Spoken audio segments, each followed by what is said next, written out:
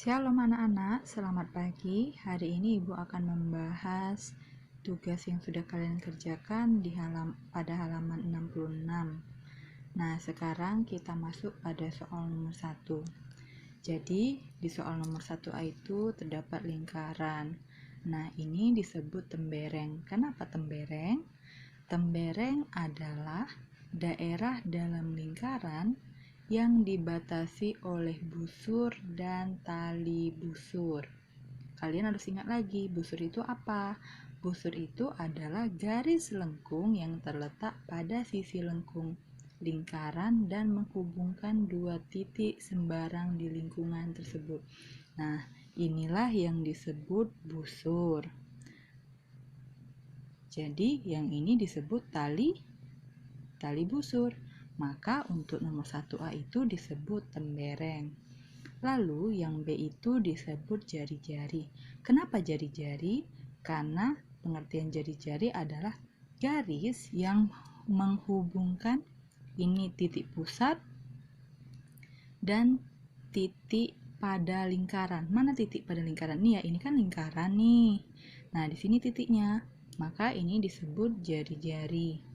Lalu yang C itu disebut juring. Kenapa juring? Juring pengertiannya adalah daerah di dalam lingkaran yang dibatasi oleh dua jari-jari dan sebuah busur. Ini OB ini adalah jari-jari. OA adalah jari-jari.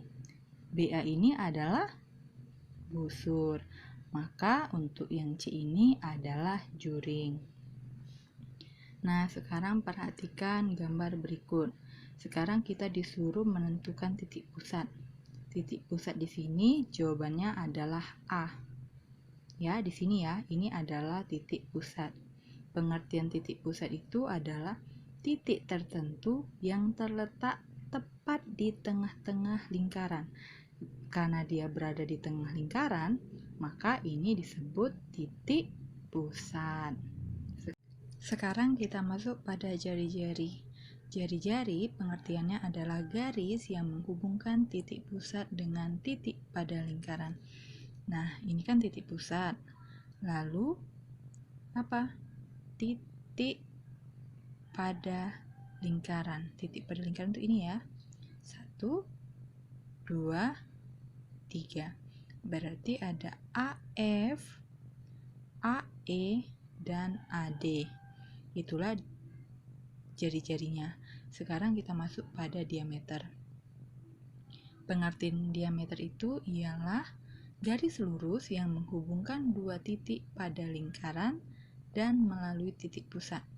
Ingat kata kuncinya, dua titik pada lingkaran ini satu, dan melalui titik pusat. Titik pusatnya tadi A ya. Nah, jadi jawabannya adalah FD.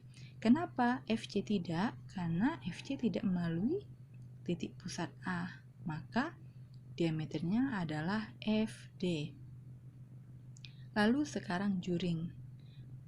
Nah, juring itu pengertiannya adalah daerah di dalam lingkaran yang dibatasi oleh dua jari-jari dan sebuah busur. Nah, jari-jarinya apa aja tadi? Sudah disebut AF, AD, dan AE. Berarti tinggal kita cari tali busurnya. Ya. Bukan tali busur, busurnya. Berarti kan kalau juring itu dibatasi dengan dua jari-jari dan sebuah busur, ini 1, 2. Berarti udah dua jari-jari, sekarang tinggal cari busurnya. Berarti ini ya, busur FE atau EF. Ya.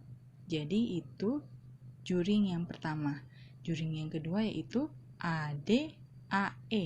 Kita sudah ketemu dua jari-jarinya. Sekarang kita cari busurnya. Berarti busurnya adalah ED.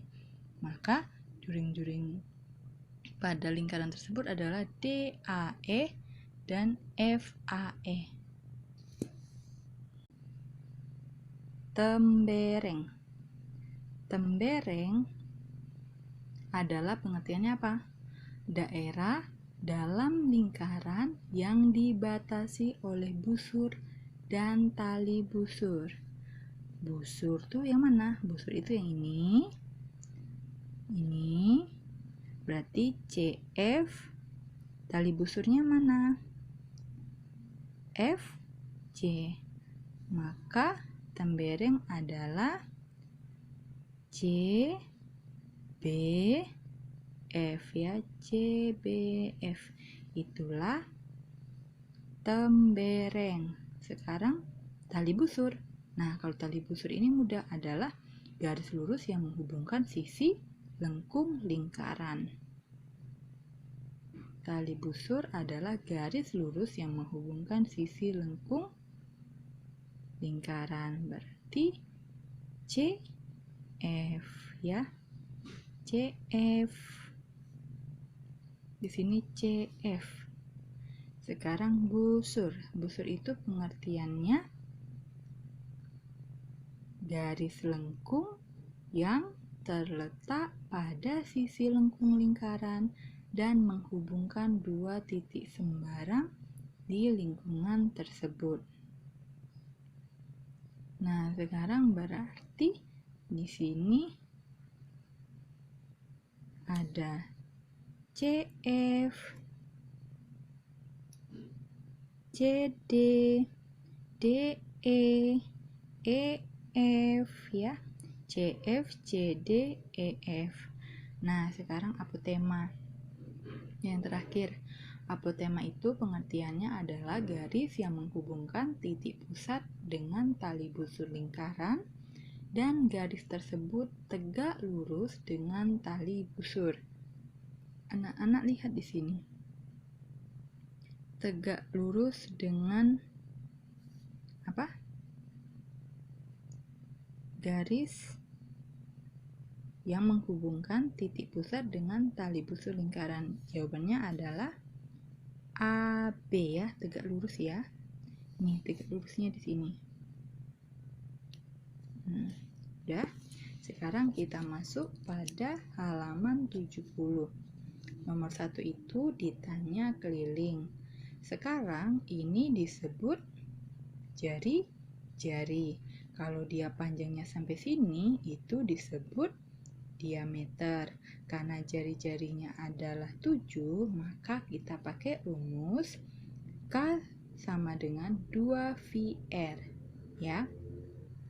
Kalau dia bisa dibagi 7, maka kita pakai pi-nya itu 22/7. Berarti 2 dikali 22/7 dikali 7. Maka 7-nya dicoret habis, lalu 2 kali 2, 2 kali 22, 44 cm ya. Lalu yang B itu, nah kalau ini sama juga disuruh mencari keliling, tapi jari-jarinya itu tidak dapat dibagi 7. Maka karena jari-jarinya tidak bisa dibagi 7, kita gunakan 3,41. 3,14 maksud Ibu ya. 2 kali 3,14. Berarti rumusnya K sama dengan 2πr. Berarti 2 dikali 3,14 dikali 20. Maka hasilnya adalah 125,6 cm. Lalu untuk nomor 2B, soal ini meminta panjang diameter dan jari-jari. Sekarang diketahui kelilingnya adalah 132 cm. Karena mau dicari diameter dan jari-jari, kita gunakan dulu rumus K sama dengan V kali D. Berarti K-nya tadi sudah diketahui 132 cm. Maka dimasukkan di sini 132 sama dengan 22/7 dikali diameter. Ya, maka kalau misalnya di soal tidak disuruh menggunakan 3,14, anak-anak menggunakan 22/7 ya. Lalu 132 dikali 7 ya. Berarti kalau ada bentuk soal seperti ini, 132 dikali 7 sama dengan 22 dikali diameter. Maka 132 dikali 7 sama dengan 924.